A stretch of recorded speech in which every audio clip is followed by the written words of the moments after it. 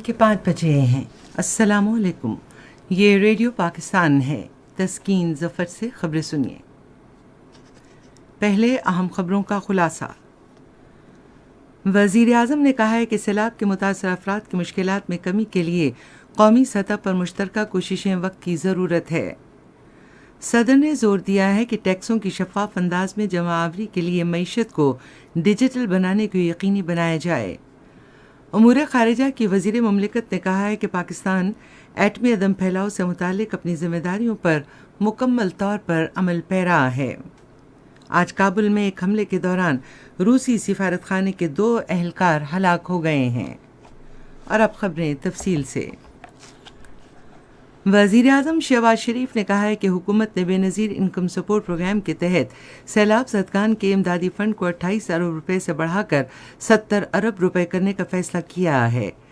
قمر شہداد کوٹ سندھ میں قائم کیے گئے ریلیف کیمپوں کے دورے میں گفتگو کرتے ہوئے انہوں نے کہا کہ سیلاب کے باعث ملک میں غیر معمولی نقصان ہوا ہے۔ امدادی پروگرام کے لیے مختص فنڈ میں 2.5 گنا اضافہ شدید سیلاب کے باعث بنیادی ڈھانچے اور فصلوں کو بڑے پیمانے پر پہنچنے والے نقصان کے تناظر میں کیا گیا ہے۔ وزیر اعظم نے کہا کہ سیلاب سے متاثرہ ہر خاندان کو ان کے مالی نقصانات کے ازالے کے لیے 25 ہزار روپے کی امدادی رقم دی جا رہی ہے۔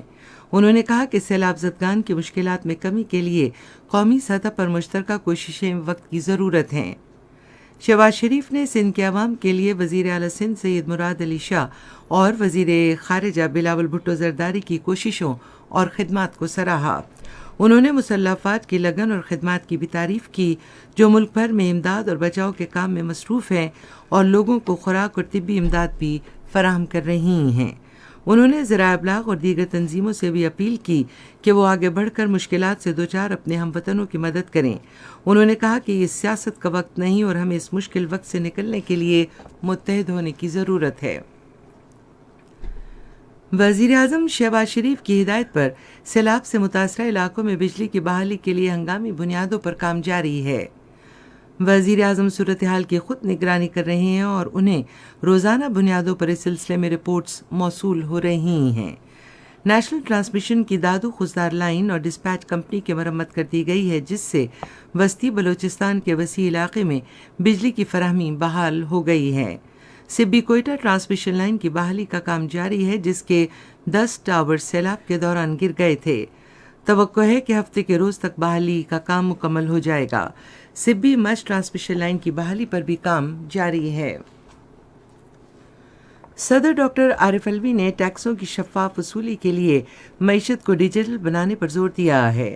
انہوں نے آج پشاور میں ٹیکسوں کے نظام کے بارے میں ایک سیمینار سے خطاب کرتے ہوئے کہا کہ ٹیکسوں کے مؤثر نظام کے ذریعے پاکستان کو بیرونی امداد پر انحصار کرنے سے نجات دلائی جا سکتی ہے۔ انہوں نے کہا کہ حکومت کی ذمہ داری ہے کہ وہ نہ صرف ٹیکس شفاف انداز میں وصول کرے بلکہ ٹیکس دہندگان کے حقوق کو بھی یقینی بنائے۔ صدر نے کہا کہ ٹیکس وصولی کے شفاف نظام کے ذریعے مساوی تعلیم اور صحت کی نظام لانا ریاست کی بنیادی ذمہ داری ہے۔ انہوں نے مختصر وقت میں صارفین کے مسائل حل کرنے کے لیے وفاقی ٹیکس محتسب کے کردار کو سراہا۔ انہوں نے کہا کہ تنازعات کے حل کا متبادل نظام عدالتوں پر کیسز کے دباؤ میں کمی لانے میں اہم کردار ادا کر رہا ہے۔ صدر نے ایوان صنعت و تجارت اور ذرائع ابلاغ پر زور دیا کہ وہ ٹیکس وصولی کی اہمیت اور ملک میں اس کے کردار کے بارے میں عوام میں آگاہی پیدا کریں۔ خارجہ امور کی وزیر مملکت حنا ربانی کھر نے کہا ہے کہ پاکستان جدید ایٹمی ہتھیاروں کی حامل ایک ذمہ دار ریاست کے طور پر جوہری عدم پھیلاؤ اور تخفیف اسلحہ کے حوالے سے اپنی ذمہ داریوں سے بخوبی آگاہ ہے۔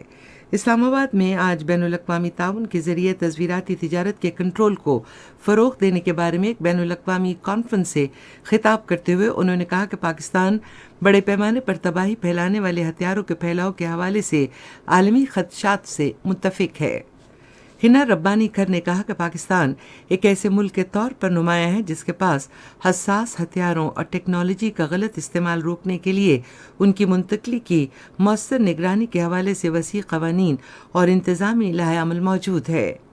وزیر مملکت نے یاد دلایا کہ پاکستان نے نیوکلیئر سپلائرز گروپ کی رکنیت کے لیے 2016 میں درخواست دی تھی۔ انہوں نے کہا کہ پاکستان اس بات پر پختہ یقین رکھتا ہے کہ اس کے تجربے، صلاحیتوں اور تعاون سے نیوکلیئر سپلائر گروپ کے ایٹمی عدم پھیلاؤ کے مقاصد کے حصول میں مزید مدد ملے گی۔ افغانستان کے دارالحکومت کابل میں آج سفارتی مشن کے قریب حملے کے نتیجے میں روسی سفارت خانے کے 2 ملازمین ہلاک جبکہ کئی زخمی ہو گئے۔